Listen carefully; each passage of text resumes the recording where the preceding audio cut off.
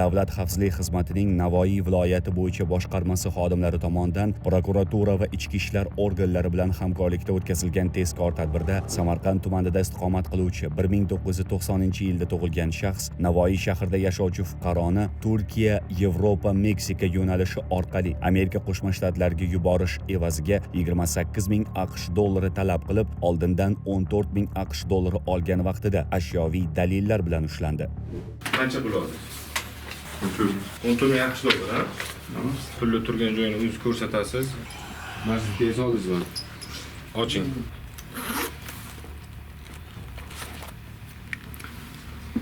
Pulni serial raqamini aytib o'taman. PI 857 0005 9A.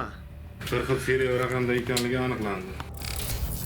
Xizmatning Jizzax viloyati bo'yicha boshqarmasi va iqtisodiy jinoyatlarga qarshi kurashish departamenti xodimlari hamkorligida o'tkazilgan tezkor tadbirda Toshkent shahrida yashovchi 2000-yilda tug'ilgan, muqaddam firibgarlik bilan bog'liq jinoyati uchun bir necha marotaba sudlangan shaxs Sharof Rashidov tumanida istiqomat qiluvchi fuqaroning ishonchiga kirib, uni Qo'shma Shtatlarga yuborish va viza hujjatlarini rasmiylashtirib berish evaziga 35 ming AQSh dollari talab qilib, oldindan 10 ming AQSh dollari miqdoridagi pul mablag'ini 3-shaxs orqali olgan vaqtida uning noqonuniy harakatiga chek qo'yildi.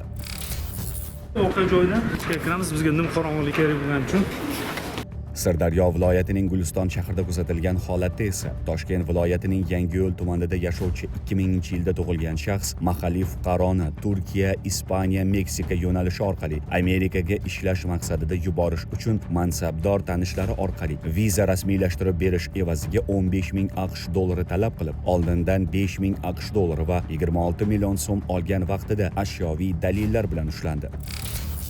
Xizmatning Sirdaryo viloyati bo'yicha boshqarmasi xodimlari tomonidan Toshkent viloyatida o'tkazilgan tezkor tadbirda Toshkent shahrida yashovchi 1995-yilda tug'ilgan shaxs Shirin shahrida istiqomat qiluvchi 2 nafar fuqaroning ishonchiga kirib, ularni Amerika Qo'shma Shtatlariga ishga yuborish hamda viza va boshqa hujjatlarni rasmiylashtirib berish evaziga 38 ming AQSh dollari talab qilib, oldindan 52 million so'm olgan vaqtida ashyoviy dalillar bilan ushlandi. Hozirda mazkur shaxslarga nisbatan Jinoyat kodeksining tegishli moddalari bilan jinoyat ishlari qo'zg'atilib, tergov harakatlari olib borilmoqda. Hurmatli fuqarolar, xorijiy davlatlarga ishga yuborish bilan bog'liq shubhali takliflar bildirayotgan firibgarlarning so'zlariga aldanib, o'z hayotingizni xavf ostiga qo'ymang.